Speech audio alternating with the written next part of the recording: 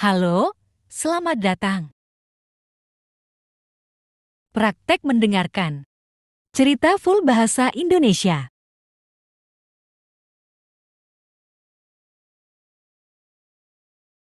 Beruang dan dua burung. Suatu hari di dalam hutan, tinggallah seekor beruang yang penyendiri di dalam gua.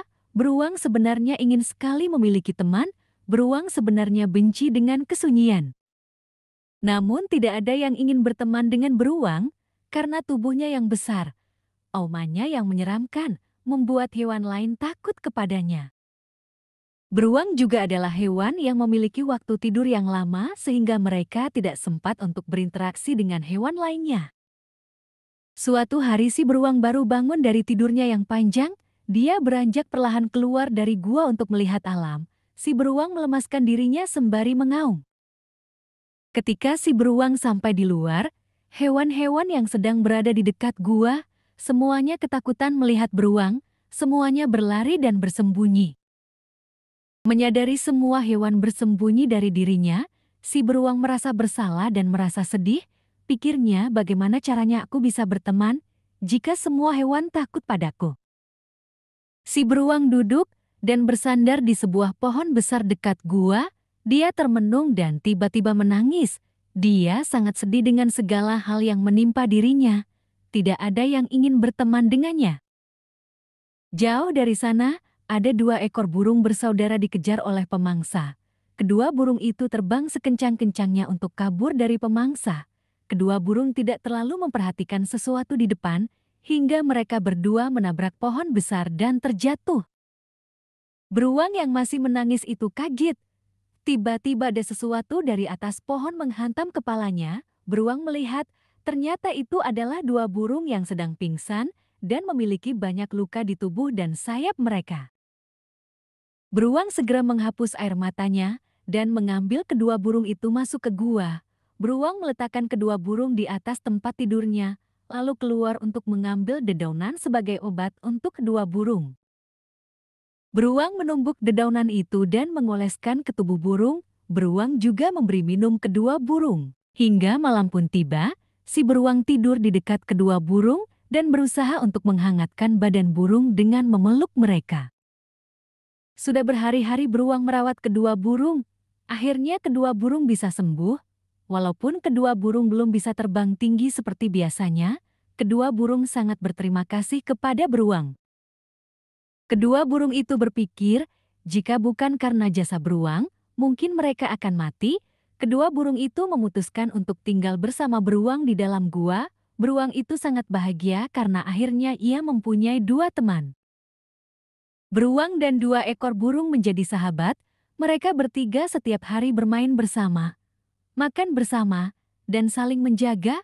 Beruang menjaga kedua burung dari pemangsa, dan kedua burung menjaga beruang ketika waktu tidur panjang tiba.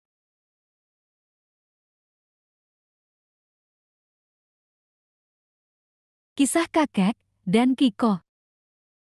Dahulu kala, di dalam sebuah hutan, tinggallah seorang kakek bersama anjing kesayangannya. Anjing itu bernama Kiko. Kiko sudah menemani kakek puluhan tahun. Kakek dan Kiko saling sayang dan saling menjaga. Kiko adalah satu-satunya keluarga yang dimiliki kakek. Kakek merawat Kiko seperti anaknya sendiri. Kiko adalah anjing yang pintar dan penurut, sehingga kakek sangat menyayanginya. Setiap pagi, pekerjaan kakek mengembalakan domba-dombanya ke padang rumput, dan saat petang kakek membawa domba-dombanya pulang ke rumahnya. Ketika kakek lelah mengembalakan domba-dombanya, Kiko selalu siap siaga untuk menggantikan kakek menjaga para domba. Kiko selalu waspada, dia tidak akan membiarkan ada satu domba meninggalkan kelompok.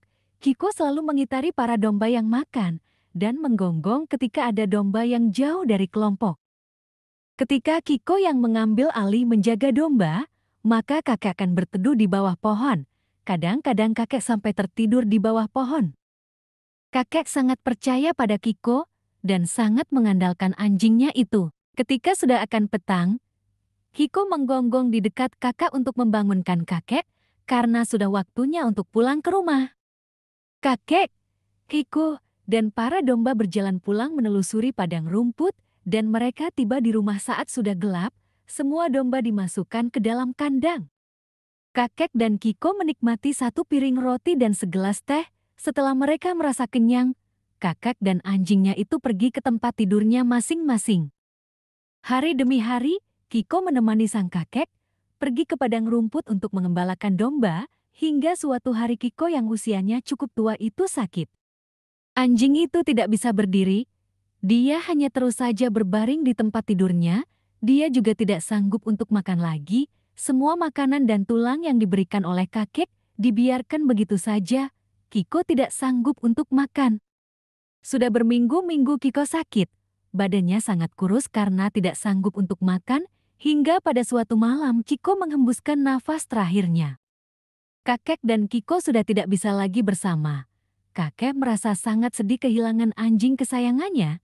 Tidak ada lagi yang menemani kakek di rumah dan tidak ada lagi yang menemani kakek mengembalakan para domba. Kakek memeluk erat Kiko yang terakhir kalinya, lalu menguburkan Kiko di dekat rumahnya.